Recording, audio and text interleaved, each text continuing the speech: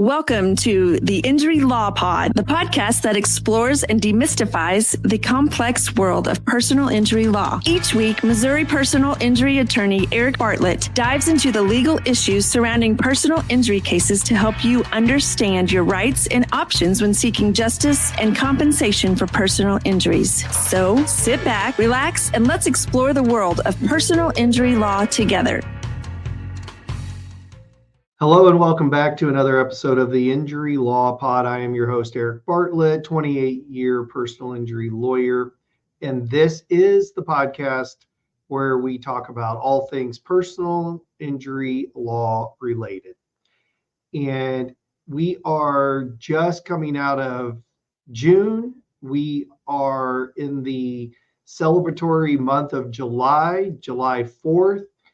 Obviously, a celebration of the formation of the greatest country in the world, the United States. And how do Americans do that? With fireworks. And we're not alone. We're not alone in the world. Fireworks are used throughout the world in celebration for all kinds of different things. New Year's is a big time for fireworks. And fireworks have a long history. They show that as early as 2 BC, the first fireworks were used in China as simple as throwing bamboo sticks into fire to hear them crack and pop. So they've been around a long time, and obviously we've come a long way from bamboo sticks and fire. And now we have everything from what you and I use to the commercial grade fireworks. And again, they provide awesome sights, awesome sounds, but with them comes the potential for disaster. And I've seen it in my injury practice. We have had fireworks injury claims, and the statistics bear out that fireworks are, in fact, dangerous. Every year, there are lots of injuries. There are even deaths related to firework usage. So again, June of every year is Firework Safety Month, and obviously they do that ahead of the 4th of July celebration, just as a reminder to everyone that while everybody wants to have fun, there is an inherent risk, there is an inherent danger, and it requires a moment of safety thinking when utilizing something that can absolutely cause serious injury and, again, death. The U.S. Consumer Product Safety Commission reiterates in the month of June the safety measures that should be taken when fireworks are being set off. And the statistics show that each year 10,000 people are injured due to fireworks. In 2017, most recent year that they have some more specific information, 12,900 individuals were injured. 8 people died that year. About 50% of all reported injuries are children and young adults, which is not surprising. I can personally attest that as a younger person, I handled fireworks in a pretty careless way. I've engaged in probably violating every safety measure that is put out there for fireworks. And I have suffered minor burns as a result. Luckily, nothing serious. I never knew anybody personally in my life that had a serious injury. I certainly did know people that had minor injuries, but again, in my professional life later on, I have seen some pretty serious injuries result from mishandling of fireworks. Should also be noted, just looking at more of the information that we have, that out of those 50% of children and younger adults that are hurt, 45% of the affected children are under the age of 14, and generally incorrect usage, as well as amateurs attempting to use professional grade or illegal fireworks, have accounted for over 1,000 injuries. Fireworks used in unauthorized areas also lead to the destruction of land and property. There's fires every year. We are currently, as I record this, in more of a dry period. So the risk of fire from fireworks is enhanced this year.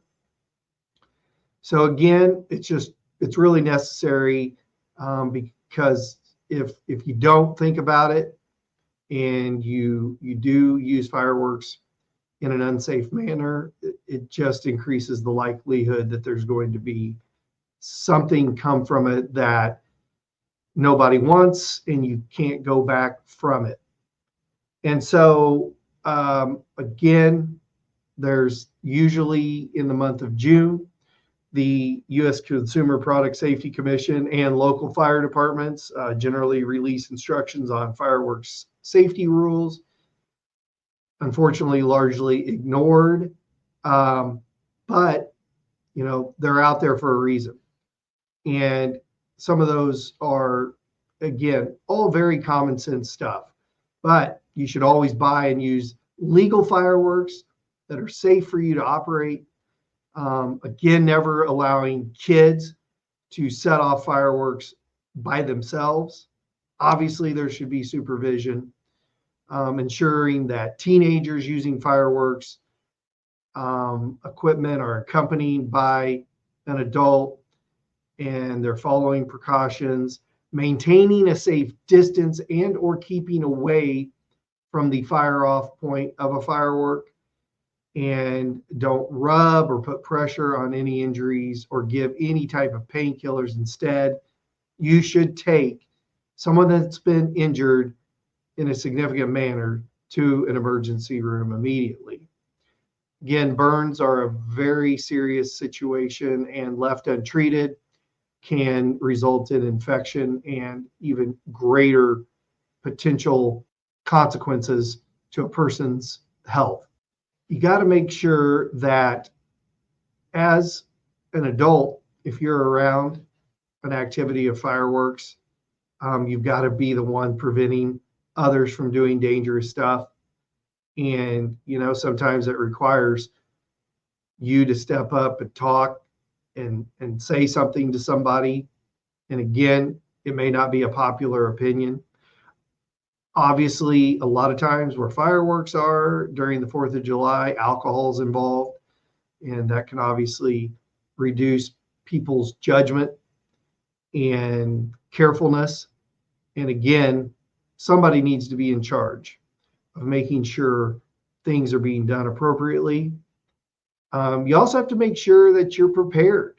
If you're going to be shooting off fireworks, you got to remember to have some safety plans in place. You need to have a source of water around in case a fire breaks out. You've got to make sure that you chart escape routes. I mean, I know it's all pretty crazy stuff to think about, but again, if we are trying to avoid injury, serious injury, or again, the worst, death, then these things need to be thought about. And again, the National Safety Council, they put out a very bullet point type list of things to be mindful of. And again, never allow young children to handle fireworks. Older children should use them under close adult supervision. Never use fireworks while impaired by alcohol or drugs. Anyone using fireworks or standing nearby should wear protective eyewear. Eye injuries are a big injury from fireworks. Should never hold a lighted firework in your hands. Again, they're unpredictable and fuses can go quick sometimes. I'm sure if you've been around long enough and have done fireworks, you understand that, because sometimes those fuses, they have no rhyme, no reason. They don't know, they just go. So never obviously light fireworks indoors. Another thing is as well, and this actually is a personal experience. My brother, when we were kids, he had a whole can of firecrackers, and somehow a spark landed in the can of firecrackers that was next to him. The whole thing explodes right next to him. Again, luckily, no injury came of that, but it was certainly an eye opener. You should always use fireworks away from people, houses, flammable material. Again, that just kind of goes back to what I just talked about with my brother, not even thinking right, that having the can of firecrackers next to where he's shooting those firecrackers would be an issue, but it sure was. Again, never pointing or throwing fireworks at another person. And I know these things all seem fun in the moment. Again, I've been there and I've done it. And thank goodness I'm able to sit here today and say, walked away without hurting anybody or hurting myself. Again, lighting only one device at a time, maintaining that safe distance after you've lit the firework, never ignite devices in a container. Sometimes everybody thinks it's fun that you try to blow something up. I know people make their own bombs out of, for example, sparklers. You can make bombs out of those. And I do know somebody that did that. And again, luckily avoided serious injury, but it did blow up on them. They were right there and definitely experienced hearing issues for a while, avoided any serious burns or anything like that. If a firework malfunctions, consider it done.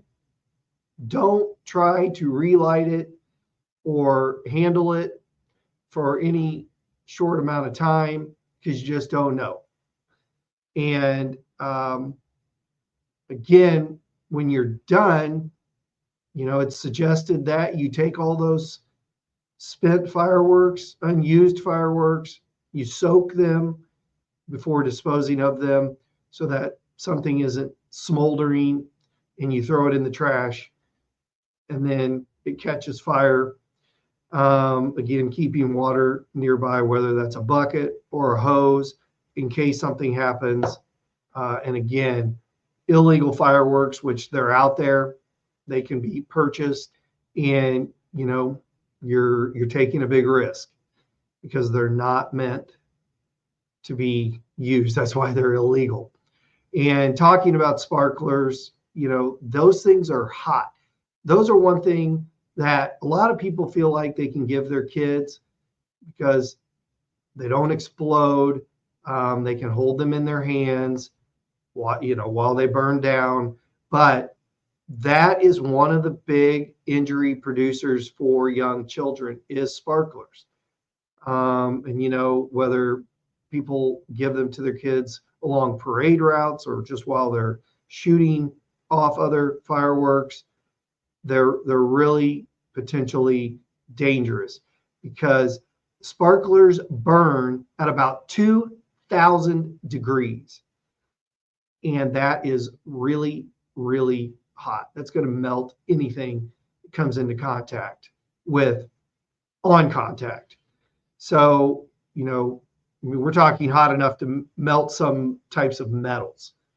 So again, they can quickly ignite clothing and they can cause severe burns if the sparklers drop onto feet, legs, things like that. According to the National Fire Protection Association, sparklers alone account for more than 25% of emergency room visits for fireworks injuries every year. And for children under 5 years of age, sparklers accounted for nearly half of the total estimated injuries. So again, there are safer alternatives. There's glow sticks, confetti poppers, colored streamers. And if you're a parent, you just have to, make a judgment on what's appropriate for your child based on their age. And so the whole point of this podcast episode is just as a reminder to take fireworks seriously, because again, they are fun. They can be beautiful in the sky, and the sounds are exciting, but there's a lot of inherent danger with them. And so, just as I close out on this podcast, I'm going to talk about a case that I had. And this is sort of a typical scenario that, a lot of times this is how things happen, which is I had a young mother in her yard with her children, her husband, and everybody was out in the neighborhood shooting fireworks on the 4th of July. And everybody's having fun, doing their thing. She is over in a chair in her yard, just watching all of this. And an errant firework is launched from across the street at a neighbor's property. And that firework hits her in her leg, her upper thigh area, and causes a significant burn to that area. She has to be taken to the emergency room. She has to go through wound care for that burn. I mean, it covered a sizable portion of her upper leg, and eventually it led to a permanent scar on her leg. And so when that happens, what does it look like as far as a personal injury claim? Obviously, I was contacted, and we made a claim against the neighbor who was handling this firework that went wrong. It was the rocket type that you put into a canister. It's supposed to shoot up. The canister got knocked over. The rocket shot straight across the street and hit her. And so when that happens, there is a claim to make for negligently handling the fireworks, not following these safety protocols and procedures that I just talked about. And a homeowner's insurance policy will cover the negligent person. So we made a claim with that person's homeowner's coverage, and we did get a recovery for her based on the serious injury that she had, the medical treatment, and the permanent scarring. And so, this was to some degree a life-changing event for her as a female, going forward, wearing a swimsuit, things like that. That scar was going to show. Revision by a plastic surgeon was possible to some degree, but she's left with a permanent scar there that people are going to see if she wears shorts, if she wears a swimsuit, something like that. So that's a real life example of a bad result from negligent handling of fireworks. And again, I get calls every year after the 4th of July or around the 4th of July. As you all know, fireworks start getting shot usually before the 4th of July. The fireworks tents are already up. I'm recording this here at the end of June. And so I just drove in here today and I saw plenty of fireworks stands. And so people are already out there and they're at it. And so we just have to be mindful that serious consequences can result. I mean, I've seen eye injuries, people losing eyes, things like that. There's hearing loss that can be involved. So listen, enjoy the 4th of July. Again, we're celebrating the formation of the greatest country in the world, the United States of America. Love it. And I hope everybody has fun.